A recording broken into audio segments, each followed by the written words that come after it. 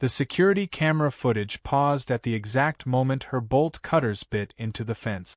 A champagne flute glinted in her other hand, as if it were some twisted trophy. I watched the screen in stunned silence while the audio played Karen's voice loud and clear. "Nobody uses this dumb field anyway. Might as well put it to good use." She laughed, tossed her perfectly curled blonde hair, and waved her guests through the gap in my reinforced bull fence. That fence didn't just protect my property, it kept 3 professionally trained bulls from wandering into chaos. And she had no idea. Not a clue. What made it worse? Her little party was growing into a full-blown HOA gala. Live DJ. Lights plugged into my emergency power supply. Children darting around. Wine glasses on folding tables. All of it unfolding 50 yards from Diesel, Bruiser, and Tango, animals that could turn that gathering into a rodeo disaster in under 10 seconds. I stood there in my barn office, trying to convince myself I wasn't dreaming. It had been a long weekend. I'd just come back from Amarillo, where I'd spent 2 days performing bull safety demos for law enforcement. These weren't your average farm animals. Diesel had been trained for riot control.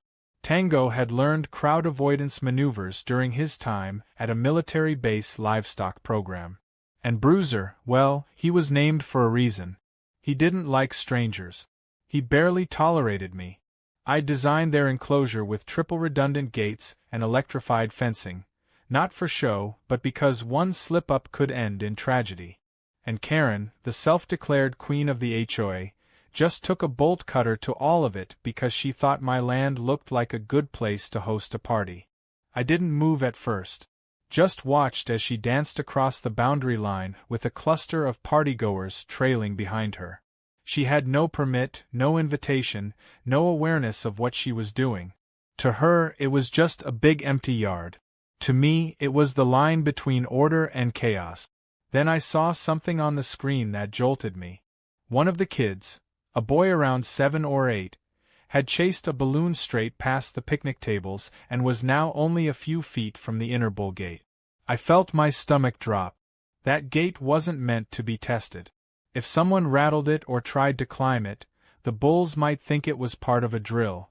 They were conditioned to respond to unfamiliar movements. Fast ones. Loud ones. Just like children playing tag. I bolted from my office and sprinted toward the barn. My boots slammed against the dirt path as my mind spun through scenarios. I didn't even have time to call the sheriff. I had to check the animals first. If they were still calm, maybe I could reinforce the gate before anything went wrong. But as I neared the barn, I heard Tango's low, steady snort. He was already agitated. Then came the deep, gravelly rumble of Bruiser's hooves shifting. When I stepped inside, Diesel stood at the gate, ears perked and eyes focused like a soldier awaiting command. They sensed something. Not just the noise, but the breach. Bulls are smarter than people give them credit for. Especially trained ones. And when they sense that the routine has changed, they prepare for a reaction. My reinforced gate was holding for now, but I noticed something else. One of the locks looked tampered with. Someone had tried to open it. From the outside. Strawberries lay smashed on the ground nearby. Someone had tried to feed them. That wasn't just dumb. It was reckless. I rushed over to the control panel to check the fence system. That's when I got the second shock of the night. An alert flashed across the touchscreen. Auxiliary generator engaged. Power rerouted. That could only mean one thing. Someone had plugged into my backup system, probably the DJ with his blinking stage lights, and overloaded the circuit. The electrified fence that kept the bulls from wandering too close to the outer edge? It was dead. Now the only thing keeping Diesel from Karen's party was a single swinging latch. I grabbed the remote signal controller and a bag of training pellets from the supply cabinet. I wasn't going to wait for disaster to strike. If I moved fast, I could call the bulls back into the inner corral and resecure the barn. But as I turned the corner and reached the open field, I saw it. Diesel had already nudged through the gate. He wasn't charging, yet. He was just standing there, sniffing the air, ears twitching toward the thump of dance music. The crowd didn't even notice him at first. They were too busy laughing, posing for selfies, clinking glasses under string lights that had been taped between trees. Karen stood center stage, posing with two realtors and someone who looked like a local councilman. She was giving a toast, saying something about how this neglected land would one day become a community park. My land. My bulls. My fence. All of it treated like her personal showroom. A few guests noticed Diesel and pointed, thinking he was part of the entertainment. I watched from the tree line, pulse hammering, as a little girl tried to walk up and pet him. She reached out slowly, and that's when Diesel snorted, shook his head, and stomped. The kind of stomp that shook the ground like a warning. A few guests backed up. One screamed. And then, finally, Karen turned and saw him. She gasped but quickly composed herself. She grabbed the DJ mic and announced, "Everyone, calm down. It's all part of the show. Mason, my dear neighbor, has brought out one of his charming bulls to join the fun." Charming. Charming was not the word I would use for a 2,000-pound animal trained to disarm aggressors with a headbutt. I stepped into the open, raised the whistle to my mouth, and gave a short, high-pitched blast. Diesel stopped mid-step. His ears rotated. Another whistle. This one longer, rising in tone. Diesel snorted and turned back toward me. Bruiser and Tango appeared behind him, having sensed the shift. That was good. I still had control. But barely. If someone made a sudden move or loud noise, it could break the fragile tension. Karen, meanwhile, kept talking. "Look how obedient they are. Honestly, I'm thinking of getting one myself. Better than a guard dog." The guests laughed uneasily. A few started edging toward the gate. The DJ, not reading the room at all, started playing some EDM remix of a country song. That's when Diesel did something I hadn't expected. He walked directly toward Karen. Slow. Deliberate. Not charging, just moving like a tank with intent. Karen froze. Okay, funny joke, Mason," she called out, suddenly not so confident. "You can take him back now." But Diesel kept moving, stopping just inches from her party table. He sniffed the stacked champagne glasses, then used his massive head to tip the whole thing over. Glass shattered. Guests screamed. Karen jumped backward and fell straight into her own buffet table. I blew the command whistle 3 times in quick succession. Diesel paused. Tango and Bruiser moved to flank him, completing the triangle formation. I walked toward them calmly, every step a message to the crowd. This wasn't a joke. This wasn't a show. This was barely contained chaos. As I reached the bulls and tapped Diesel gently on the flank, I gave Karen one long, hard look. She was on the ground, dress stained with barbecue sauce, staring up at me like I was the villain. I finally spoke. "You trespassed. You cut my fence. You put kids in danger. And you're lucky these bulls respect my whistle more than you respect other people's property." And with that, I walked the bulls back to the barn in total silence. But I already knew. This was just the beginning. Karen wasn't done. And neither was I. The silence after I walked the bulls back to the barn didn't last long. Before I could even relatch the gate, I heard the clatter of heels storming down the gravel. I turned to see Karen, her once pristine white dress stained with sauce, dirt, and what might have been potato salad. She was stomping toward me, clutching her broken high heel in one hand like it was Exhibit A in a courtroom. Her eyes were wild with fury, mascara streaked from the embarrassment more than emotion, and she jabbed the heel toward my chest like it could pierce through the fireproof vest I still wore under my jacket from the rodeo. "You endangered my guests!" she shrieked before I could even say a word. I stared at her, blinking slowly, trying to comprehend the sheer nerve it took to barge onto someone's land, cut through an electric fence, host an unauthorized party, and then accuse the landowner of misconduct. I didn't answer right away. Not because I didn't have words. I had too many. But none of them would land in a way Karen would ever understand. Behind her, the party was unraveling fast. The DJ was packing up his gear. Some of the guests were already leaving, murmuring into phones and checking their shoes for manure. A few were looking back at us, clearly eager to see how this argument would explode.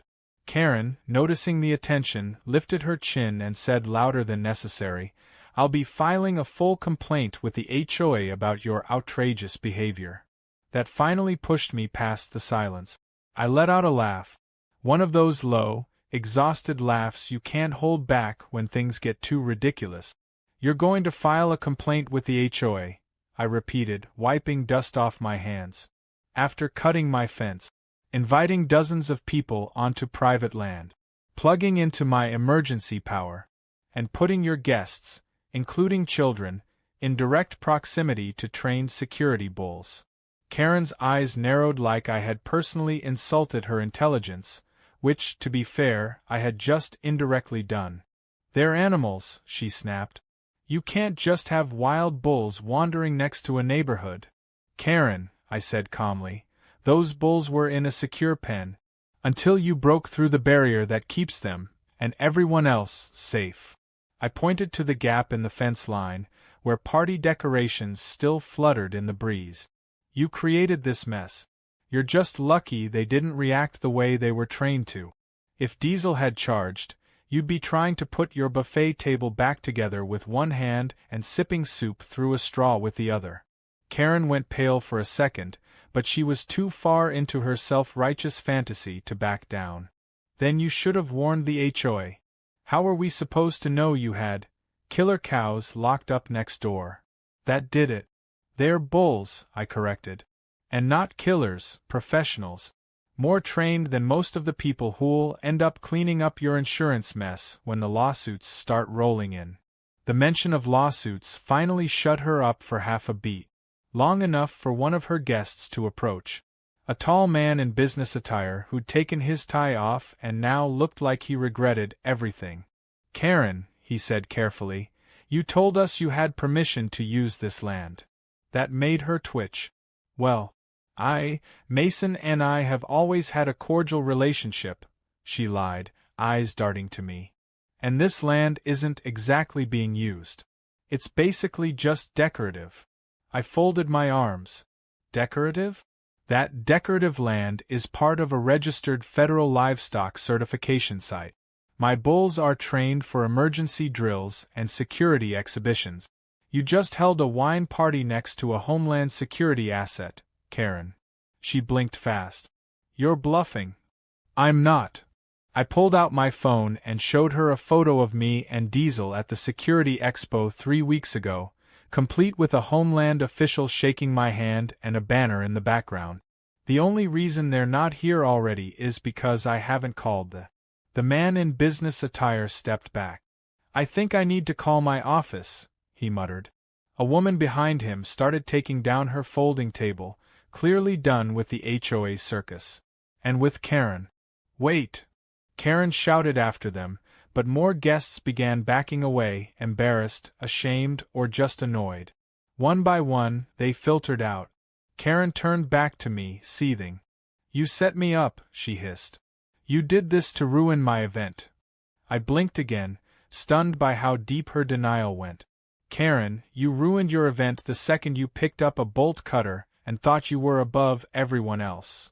She stomped off, muttering curses under her breath and still holding her broken shoe like a weapon of vengeance. I spent the next hour resetting the gates, checking each latch and sensor, and walking the bulls one at a time through their drills to calm them down. Diesel had taken the whole affair with more dignity than most humans. He leaned against my shoulder gently as I reset the feed system and gave him an extra helping of oat. "You deserve a medal, buddy," I whispered, rubbing his forehead. "Or at least a Karen-proof fence." That night, I reviewed all the camera footage. Multiple angles, crystal clear audio, time-stamped records of when she cut the line and started the party. I copied everything to a secure drive. I didn't know what Karen would try next, but if she went legal, I wanted every single frame locked and ready. The next morning, my phone blew up before I even had a chance to finish my coffee. Messages from neighbors. Some horrified, some apologetic, a few just amused. But one message stood out, a link to a video that had already gained 10,000 views overnight. Someone had filmed Diesel knocking over the champagne tower and Karen falling into her own food table. They added dramatic music, slow motion, a voiceover that said, "This is why you don't mess with bulls or boundaries." I watched it twice, then laughed so hard I spilled coffee on my porch step. Apparently, someone from the party had uploaded it anonymously, and it was going viral. The comments section was a gold mine of sarcasm and roasting. People were calling Karen Champagne Stampede and Fence Cutter Supreme. Others were praising Diesel's artistic sense of justice. It wasn't just entertainment, it was exposure. And I realized something. Karen had spent years using HOA meetings to bully neighbors, file complaints over lawn length and trash can placement, and act like she owned the entire subdivision. But now? She'd made the one mistake she couldn't spin. She messed with something she didn't understand and couldn't control.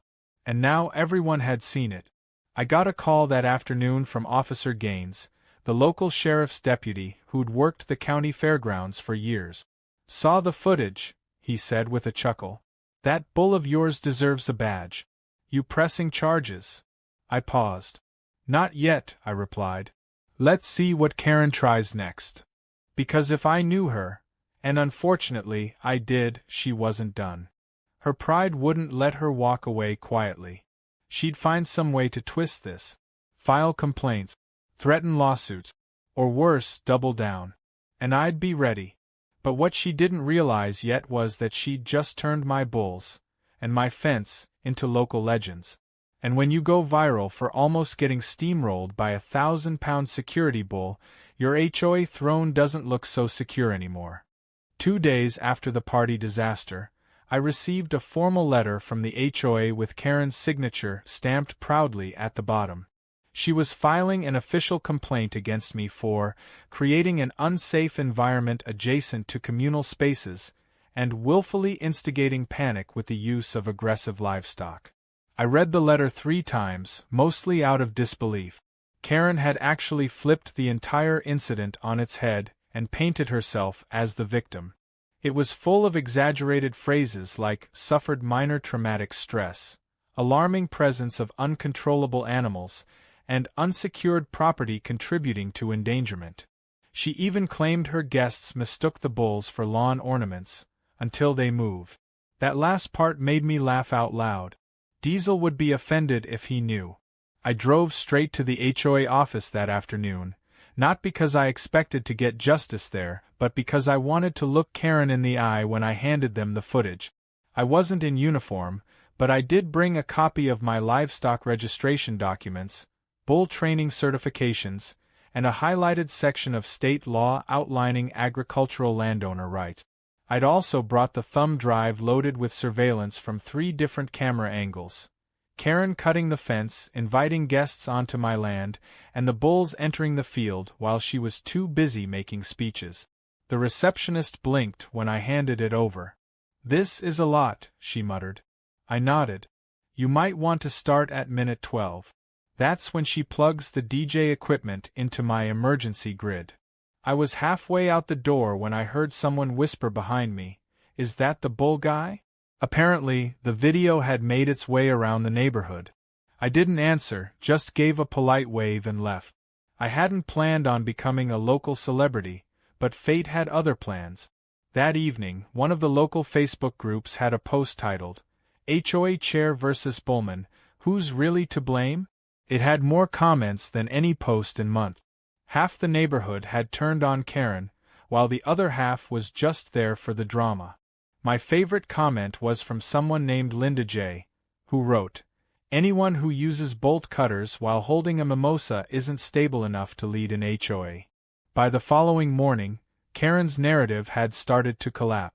It turned out that several of her party guests, angry that their shoes, outfits, or expensive centerpieces had been destroyed, had contacted the HOA directly. They weren't just annoyed, some of them had believed the party was HOA funded. She had told them the event was officially sanctioned and that costs were covered. One guy said he'd given her $500 toward the food and drinks, thinking it was a charity fundraiser. Another mentioned he'd booked the DJ based on Karen's promise that the land had been donated temporarily by the friendly cowboy next door. That would be me. The cowboy who had no clue and whose bulls nearly turned her buffet into a stampede. Suddenly, people wanted answers, and Karen wasn't giving them. The next surprise came from an unexpected place: my insurance company. They'd received an anonymous claim stating that my animals had terrorized and injured guests during an unauthorized social function. But when I spoke to the representative, she was laughing. "We already reviewed the footage," she said. "Your animals behaved more responsibly than half the humans. We're not honoring the claim." Apparently, someone had submitted the complaint along with a poorly cropped video and fake witness statements. But the original viral footage had already circulated widely, and it was clear who was trespassing on whose land. Things escalated further when I received a call from Officer Gaines again. "Hey Mason," he said, sounding both amused and annoyed. "You might want to know, we got a visit from Karen this morning. She tried to file charges against you." I almost dropped my coffee. "For what?" I asked. "She claimed you threatened her with wild animals. Said you orchestrated the bulls' intimidation tactics on purpose." I laughed. "I used a whistle. They're bulls, not a SWAT team." "That's what I told her," Gaines said. She started rambling about how this was a form of psychological warfare. One of my deputies had to leave the room to stop laughing. "We're not filing anything. But be prepared, she's spiraling." And spiral she did. Over the next week, Karen began campaigning harder than a politician in a tight election. She tried to rally the HOA board to censure me for public endangerment, but more than half of them refused to even show up for the emergency meeting she scheduled. One of them, Sandra, emailed me directly and said, "We're quietly preparing a vote to remove her." You didn't hear it from me. The pressure was clearly getting to Karen. She started leaving passive-aggressive flyers in mailboxes about livestock-related risks to suburban harmony, and began harassing other neighbors about their fence lines and pet permit. She had overplayed her hand, and now the rest of the board was trying to figure out how to distance themselves from the explosion she caused. Meanwhile, I was approached by a producer from a local morning show who'd seen the video. "We want to do a segment on responsible animal training," he said. "And frankly, everyone loves the bulls. Think of it like community education with flair." I wasn't much for TV appearances, but I agreed to let them film a short piece out by the field. Diesel and Tango were naturals.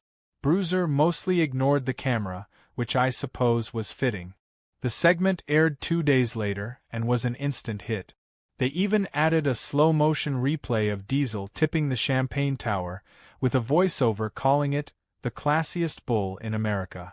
My property, once overlooked, was now widely admired for safety, discipline, and animal welfare.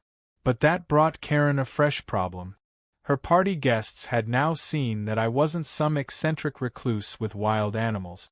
I was a certified trainer, legally protected, and respected by both media and law enforcement. Her entire complaint hinged on me being reckless, and now she looked ridiculous. Even worse for her, someone leaked internal emails from the HOA system.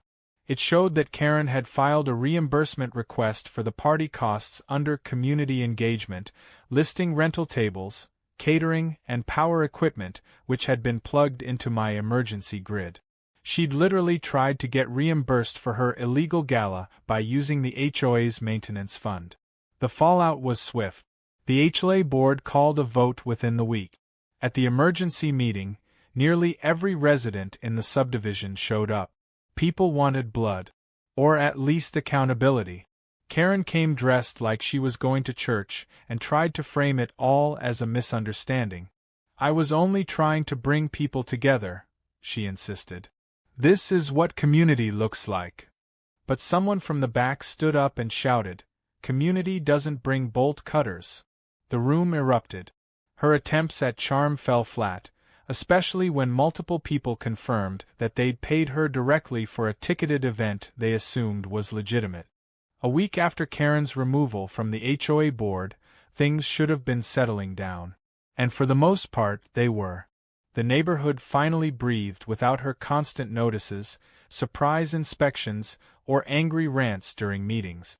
I could walk out to my field and check on the bulls without worrying someone had tried to sneak in to take a selfie with them. But something told me Karen wasn't finished. People like her don't vanish, they reload. And when a box showed up at my gate with no return address and a note taped to the top reading "Compliments of the Community," I knew it wasn't going to be fruit or cookies. Inside was a collection of torn-up flyers, photos of my bulls with red excess drawn over them, and a fake legal summons, printed on cheap copy paper threatening me with a lawsuit for continued intimidation through dangerous livestock. I chuckled as I set the paper down, but it wasn't the kind of laugh that felt good. It was the kind that came with pressure behind the eyes. Karen was poking the bear, or in this case, the bull, and I didn't intend to let her get away with it this time. I didn't want to drag the matter through court, but if she kept pushing, I'd have no choice. I spoke to a neighbor who worked in county records, and within a few days, he handed me a file. Karen's name was on it, listed as a previous claimant in multiple nuisance complaints around town, none of which had held up under investigation. This wasn't a one-time tantrum. This was a pattern. Still, I didn't want to strike back with lawyers. I wanted something smarter. Something that would make a statement without giving her ammunition. That's when the idea came to me. The bulls didn't just need a reinforced fence, they needed a proper spotlight. I decided to host a public demonstration, not just for training and safety, but to educate the community on the value of what I'd built, and to show exactly how absurd Karen's accusations had been. I sent out invitations to every neighbor, community leader, and local media outlet I could find. I even called the same morning show host who'd aired the last segment. She loved the idea. "Let's call it the Bull Protocol," she said. "Live training. Public safety. Local legend. It's perfect." The day of the event came quicker than expected. I spent the week preparing the field, grooming the bulls, repainting the signs, and installing a temporary viewing area on a raised platform. Diesel, Tango, and Bruiser were ready. They could sense the buzz in the air. I wore my old rodeo vest, polished boots, and the same wide-brim hat I'd worn during my last security contract. But I wasn't playing cowboy today. Today, I was a man with a plan. People started arriving just after 10 in the morning. By 11, we had nearly 80 guests gathered at the edge of the field. A mix of families, press, council members, and even a few curious teenagers from the local school. One of the HOA board members brought folding chairs and passed out iced lemonade. A drone hovered above, capturing the event. At exactly noon, I stepped onto the field and raised my hand. The crowd went quiet. "Thanks for coming," I began. "You've probably all seen the video by now. You know the bulls. You've heard the rumors. But today, I want to show you what they're really trained to do, and why they aren't the danger you've been told they are." I gave the first whistle, and Diesel walked forward and stopped at a marked line. A second whistle brought Tango to his right. A third brought Bruiser. They stood side by side. Calm. Still. Poised. I gave a series of commands, some verbal, some gestured. The bulls moved in perfect coordination, responding to cues, backing up on command, and even forming a wedge formation around a target cone. The crowd watched, stunned. The announcer from the news crew whispered into her mic, "This is better choreography than most halftime shows." Then came the highlight. I stepped toward a mock intruder setup, a mannequin in a red hoodie holding a plastic stick. At my signal, Diesel moved forward with slow, deliberate steps, stopping inches from the mannequin.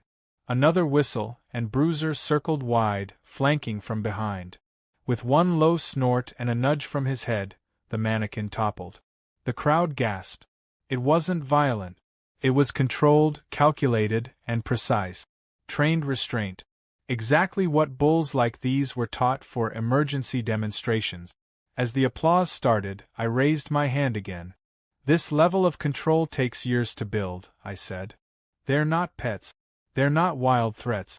They're security-trained livestock with certifications recognized by multiple state agencies. They don't attack unless provoked or commanded. And they've never been loose. Not once. Until someone else cut a fence. That line landed hard. A few heads turned toward the back of the crowd, where Karen stood in sunglasses and a visor, arms crossed and jaw clenched. She had come, despite everything, probably hoping to see something go wrong. But all she saw was a flawless routine and a crowd that no longer believed a word she said. I walked over to the podium and invited Officer Gaines to speak. He took the mic and said, "I've worked with these bulls. They're safer than most patrol dogs. And honestly, I trust Mason's judgment more than I trust a lot of humans in a crisis." After TH event, guests stayed for questions and photos. Kids posed next to the bulls, at a safe distance, while volunteers handed out flyers on animal safety, property rights, and the training protocols used. The feedback was overwhelmingly positive. I overheard one councilwoman telling a reporter, "Honestly, this should be a regular community event. I'd rather see this than another HOA barbecue." Karen didn't stay. She left quietly before the last question was even asked. But I wasn't done with her yet. I stepped back onto the platform and cleared my throat. "One last announcement before we wrap up," I said. "I want to thank the person who inspired this showcase. Without their actions, irresponsible as they were, I might never have realized how little our community knew about animal safety." I paused and looked around the field. "So this year, I've decided to donate 10% of my training event profits to local livestock education. And I'll be naming our new training area after her, the Karen Containment Zone." Laughter rippled through the crowd. It wasn't mean-spirited, just cathartic. The name stuck. Within days, someone painted it on a wooden sign near the training field. The HOA board officially adopted the name for the parcel of land, stating it as a community inside joke for the sake of public awareness. And just like that, Karen became a punchline.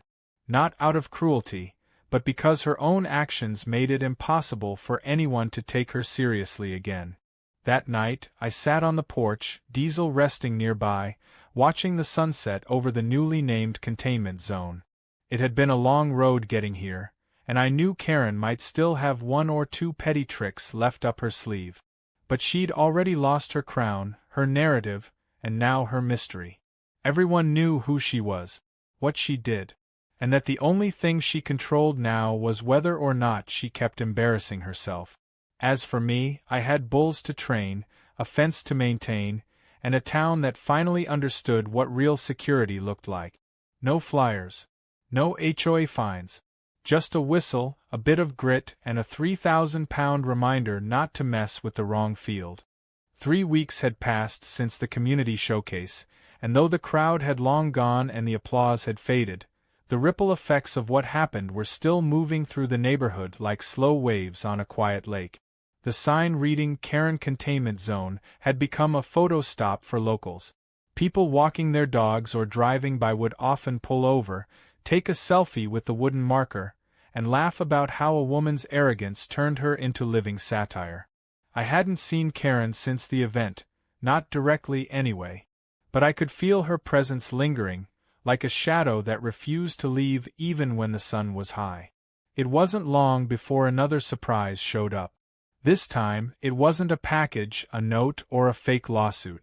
It was Karen herself, standing at my gate one late afternoon with her arms folded and an expression that tried to say, "serious business," but looked more like a child forced to apologize before dinner. I leaned on the fence and waited. She didn't speak right away. Just stared at me with that familiar mixture of frustration and disbelief, as if she still couldn't accept that the community had turned on her, that she was no longer the one calling the shots, and that the man she'd once dismissed as "that cowboy next door" had become the neighborhood's new favorite character. Finally, she broke the silence. "I came to talk. Not to argue.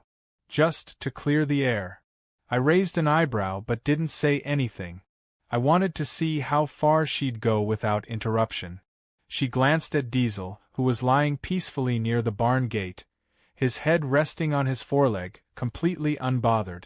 Look, Karen continued, I know things got out of hand. And maybe I wasn't exactly transparent with the HOA. I let the silence stretch again. She fidgeted. Fine, she huffed. I was wrong. About a lot. The party, the fence, the way I handled things. It got out of control, and I didn't expect it to blow up like that. I waited a moment longer before replying. What exactly are you here for, Karen? An apology? Or damage control? She looked away, shame flickering for the first time. Both, I guess. I don't expect you to forgive me. But this whole mess has cost me everything. My position. My reputation. I can't walk down the street without someone making bull jokes. My real estate clients dropped me. I got booted from a local committee I helped start. You don't understand what it's like to have everything flipped upside down over one mistake. I stepped forward, resting my hand on the wooden rail. One mistake? I asked. Karen, this wasn't just one mistake. This was months, maybe years, of entitlement building up until it finally spilled over. You trespassed, endangered children, tampered with electrical systems, and then tried to blame the person you wronged. The only reason no one got seriously hurt was because I've spent years training those animals and preparing for the worst. She opened her mouth, but I cut her off. You didn't make a mistake. You made a choice. Multiple choices. And you only came here now because the consequences finally showed up. She didn't argue. She just stood there, face tight, eyes flickering back and forth like she was searching for some remaining piece of leverage, and finding none. Eventually she sighed. So what happens now? You gonna keep letting people mock me forever? I shrugged. That's not up to me. You made yourself the main character in this story. People are just reacting. If you want it to stop, maybe stop giving them new material. That stung. She looked like she wanted to snap back, but had no words left that could punch through the truth. Before she could say more, the gate buzzed. It was the delivery guy dropping off another load of materials for the bull training enclosure expansion. I gave him a wave and turned back to Karen. We're done here, I said calmly. I wish you luck, but I don't owe you anything, not an apology, not a retraction, not silence. She turned and walked away without another word, her steps heavier than when she arrived. For the first time, she looked less like a villain and more like someone who had finally realized the world doesn't bend just because she demands it. In the following days, life returned to its quiet rhythm. The bulls resumed their drills. I accepted an offer from a regional security firm to host bi-monthly training seminars using Diesel and the others as demonstrators. More and more people started calling, asking about livestock handling, emergency training, even mentorships. I hadn't planned to turn my quiet land into a full-time operation, but it seemed the community had other plans for me. What was once a target for HOA scrutiny had become a symbol of strength, responsibility, and, oddly enough, local pride. At the next OA meeting, now without Karen's name anywhere on the agenda, I was invited to speak about property rights and safety protocols. It was a surreal moment, standing behind the same podium where she used to preach about hedges being 2 inches too tall. The new board president introduced me with a smile and said, "We figured it's about time we let someone with actual experience and common sense help shape policy." The room chuckled, but I kept it humble. I gave them practical advice, explained my fence systems, and offered to host safety walkthroughs for any resident concerned about living near large animals. I didn't need applause. I just wanted peace. But peace came with one last unexpected gift. The town mayor called me 2 weeks later. He told me that, after reviewing footage and speaking with the council, they'd decided to honor my efforts with a community recognition award. Not because of the bulls, not because of the drama, but because I'd handled the entire ordeal with restraint, logic, and dignity, even when I had every right to lose my temper. Honestly, the mayor said, "You turned a neighborhood feud into a public service. We need more people like you." At the ceremony, I stood beside Diesel, who wore a comically large blue ribbon across his chest and blinked lazily at the cameras. The crowd cheered as I accepted the award. But as I looked around, I noticed one person standing in the back, away from the rest. Karen. Not angry. Not plotting. Just watching, with arms crossed and a look on her face I hadn't seen before. Regret. Real this time. Or maybe just acceptance. She didn't approach me after. She didn't speak. She just stood there for a few minutes, then turned and disappeared into the crowd. As the sun dipped behind the hills and the crowd started to disperse, I led Diesel back toward the field. The air was still, the kind of quiet that feels earned. I leaned against the post and looked out at the land. Fences rebuilt, community mended, bulls calm, reputation intact. Karen had tried to destroy everything I had, not out of necessity, but out of control and ego. And yet, in the end, she'd done the opposite. She gave me a platform, unintentionally built a legacy, and reminded everyone around us that respect has to be earned, not demanded. Diesel snorted beside me, nudging my arm for a final pat. I smiled and gave him a scratch behind the ear. He turned toward the barn without needing command. I followed slowly, taking one last look at the wooden sign that marked the infamous party's location. Karen Containment Zone. Still funny. Still true. But now, less of a warning and more of a monument. A lesson in what happens when someone underestimates boundaries, literal and personal. And as I closed the barn doors for the night, I couldn't help but whisper under my breath, not to Karen, but to the land, the bulls, and maybe even fate itself. That's how you shut down a party. With patience, with poise, and 3,000 pounds of poetic justice.